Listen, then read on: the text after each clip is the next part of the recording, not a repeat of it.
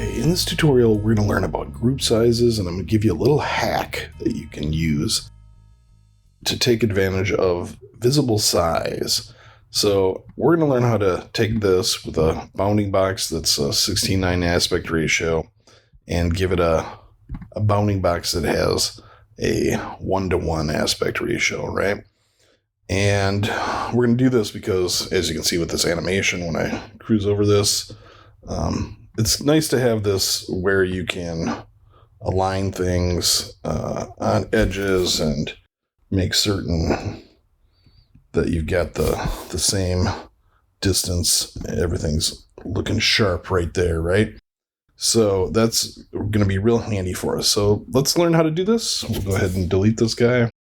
And I've got the screen recording right here, and I'm just going to trim it off. Get rid of this guy.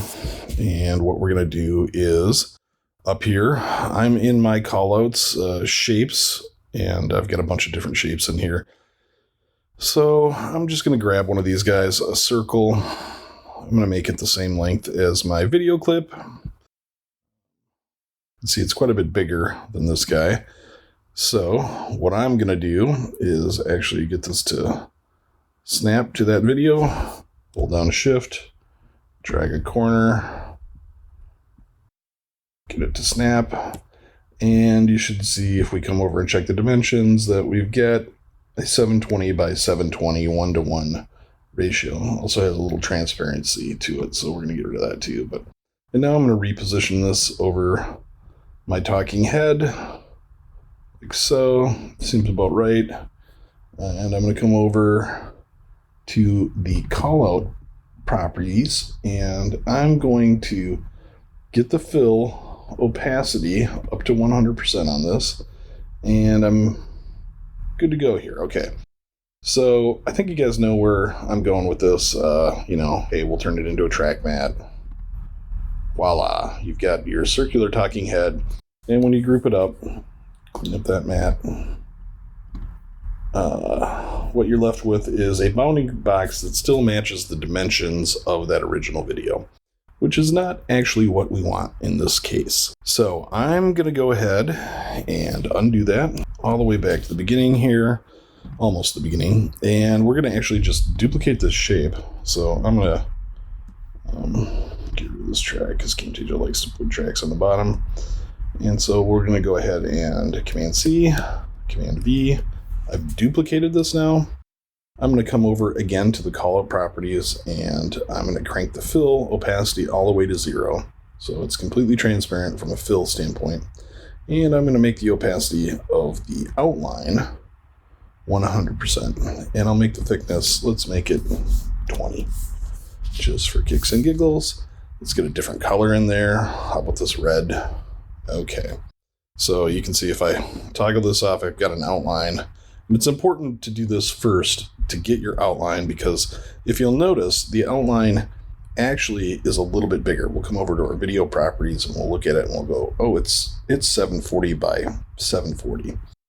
So that outline extends out from the edge of the shape. It's actually centered on the edge of the shape. So if I were to change the opacity on it a little bit, just go to the video property opacity. If I zoom in here, you can see it's centered on that edge. So we'll crank that back up. And now what we're going to do, because we want our bounding box to match this exactly, so we have this nice centered, easily manipulatable, easy to line up object, we're going to go ahead and group this shape right here. So we're going to group it. Actually, I'm going to group these two together. Go ahead and make this into a track mat. Another way to do this is, if you're on Windows, give yourself a little bit of room, right click on the mat, and you will see track mat options in the context menu. Mac, that doesn't exist, so we're going to come over here and we're going to go alpha. All right. So now I've got my awkward 720p 16:9 aspect ratio video, and I'm going to Command X to cut it. And And I'm going to drop into this group, and I'm going to paste. And there you have it. Okay. Let's get this up here on top.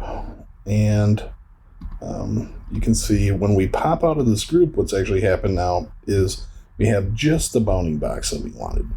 So it's lined up right on the edges of that outline. And that means it's great for alignment. We'll center align it. We'll come over, we'll add an animation. Zoom in on my timeline, make my animation a little bit longer here. And we'll say, hey, you know what? Not only are we going to come over here, we're going to go to 50% on this guy. And we're going to get him right in the corner. Snapped in. Then we're going to go 1, 2, 3, 4, 5. 1, 2, 3, 4, 5. Perfect. Okay. Check it out. There you go. So, little group hack. The group took on the properties, the sizes of the first thing that I grouped, which was that outline. And then we just stuffed other things into it and aligned them the way we wanted to so that we got this nice bounding box, 1-to-1, just the thing I wanted to look at. Hope you enjoyed this little hack with Camtasia groups.